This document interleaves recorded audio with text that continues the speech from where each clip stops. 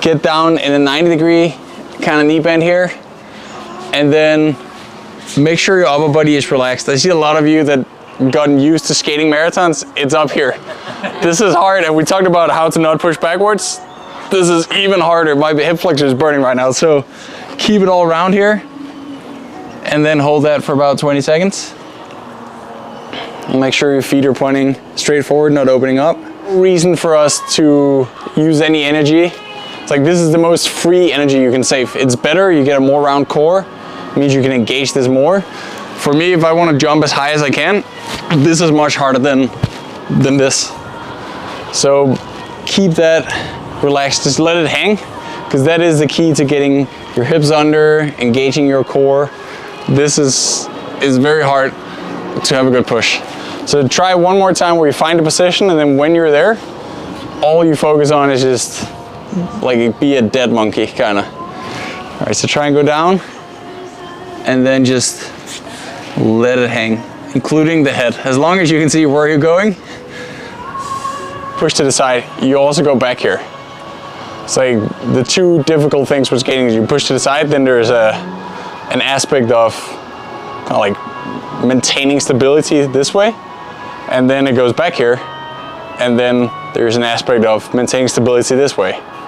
Like, go back to the beginning. As long as this is solid, you create speed.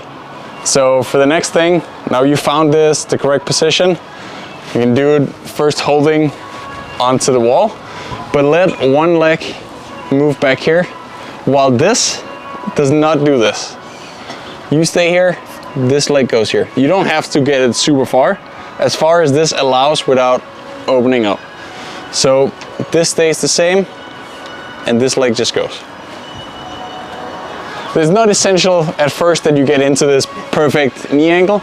I just want you to feel that this is connected all the time. Like if you want to, at any point, you can jump straight up in the air. The right thing, use the arms when we do these, or do not use them. So they can't be, the arms are not for balance. There is no need for balance if if the shoulder is on top of the knee, on top of the toe. There's no reason I would tilt to one side or the other. So make sure that either you have them on the back, which is fine, or you use them as you move. If you're ever in doubt which one to use, it's like walking. It's less directly kind of applicable to skating, but it's the same idea. Like keep that position when your body is thrown around, because there is a lot of force. Like skating is wild in the way that you really push as hard as you can to the side while trying to go straight. It's a crazy maneuver. So next one, we do the same, but moving forward.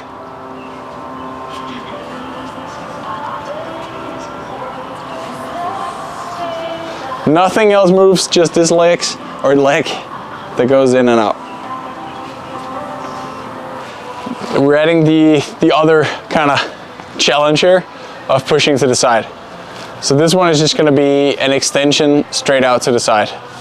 So we get down, all exercises, they start with getting down in position, then getting on one leg, and then pushing straight out to the side and straight in. Just do 3 in each leg and then switch to the other. Hips still under, circle. So we go down, hold this, push to the side, fully to the side first, and then a circle. Come back in here, don't put it down, fully to the side, back in here. Get into it. We're gonna do, it's called dry skate or skating imitations. Put a little punch to it. So what I want with the next 3 exercises is that feeling of, because now we did it all, basically what we just talked about there, it goes around and comes in. Like it's simplified, but there's not that lean and there's not the actual push to the side. So the first one, we're just gonna feel it with that movement from the side. So imitation dry skate, but you wanna stay down all the time. So it's basically combining what we just did, but now we actually move.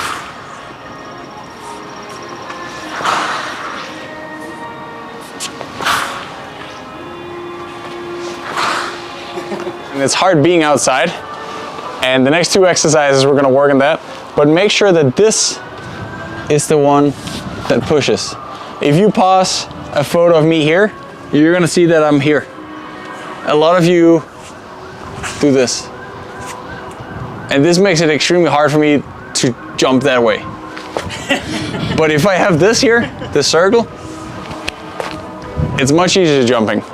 So make sure that you move this and not, because then if I jump from this, like we talked about, you want to be ready to jump all the time. If I'm in this position, I feel like I can jump extremely far. If I'm already this far away, because my leg is out here, this probably does not look ideal. So it's hard because this leg, I'm away from it, so I can't jump much. You want to build that jump when you're on it, not when you're away from it. So like the easy way of explaining it is push from the bottom of the push, but I think it's easier to put into motion by thinking push the hip away from you and not step. You don't want to step into another push. You want to push into another push. So try one more time where you really think loaded, push. Some type of control there. My coach calls it a beautiful mistake when you tilt to the outside, because it's the right thing to do. So if you do these, because I think that's the number one thing where like I do something wrong, is that I do this and then I have to do this. But that is like, that's the beautiful mistake. That means that you have more weight out here. Because when you're skating, you get that leverage of the other leg and you can do it. But say on a slide board, if you guys ever try that, a piece of wood where you glide from side to side and it stops you here. Like if I skated correctly, I would tilt out there. So if you do that, it's not the worst thing that could happen. You should play with the feeling of really leading with the hip and not playing it safe. So next one is the same idea, but when we get to the end of the push, keep it going in a push, just to get that feeling of, that'll allow you to actually get on the outside of it. Because it's all the things we've done in the beginning, the push to the side, push forward, push, whatever. There was nothing on the outside. When you skate well, you should be on the outside of your wheels. So the next one here, you do the same thing. And that one, if you pause me for a moment, there will be a moment where I'm here. And that is the feeling I want you guys to be comfortable with. Still having all the things we talked about round while falling to the outside. We're getting to the tricky part of the workout now, if that wasn't obvious. So you did, it is a jump to the side. It's not push to the side and then jump up. It's push to the side and then continue sideways. Which also means if we stop here, we're also not on the outside, because then we do another jump where we catch it. The goal is that you should be, when you start that jump here, you should be in a position where if you didn't do the jump, you would fall. The only reason we do this jump is so that you get the idea of how does it feel when my body is on the outside. So it's okay if the position isn't perfect here. I know we're putting like 10 different things together, but you do have to do it immediately. Also, if you're not super low, but don't reset between those. You can reset when you're done, but this has to come immediately. Because I want you to get in that place where I would fall if I stayed here. Because that's good skating, is where you are in a position that I would fall if I stayed there. We're gonna do what we just did, but continuous jumps. So it's called outward hops. And just the idea, just get on that thing where you jump and you can't stop it. Like you need to be comfortable in being on the outside edge to the point where if you didn't have the leverage, you would tilt over. So we get down. It moves. 5 to each side, then stop, and then 5. Notice that I'm still pointing forward. This is the exact same exercise we did in the beginning. The only difference is I tilt till I fall.